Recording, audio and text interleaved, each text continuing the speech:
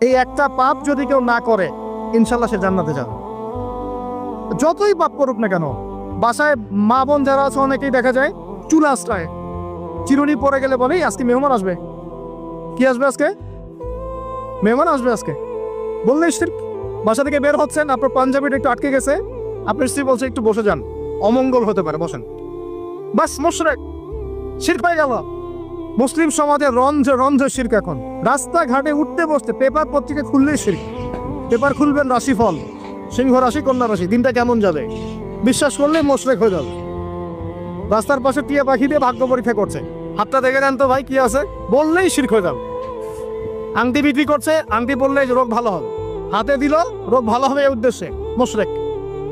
হাতে দিয়েছে রোগ ভালো হবে, আমার ডায়াবেটিস ভালো হয়ে যাবে, বিসমিল্লাহ, ব্যাস মুশরিক, নাউজুবিল্লাহ।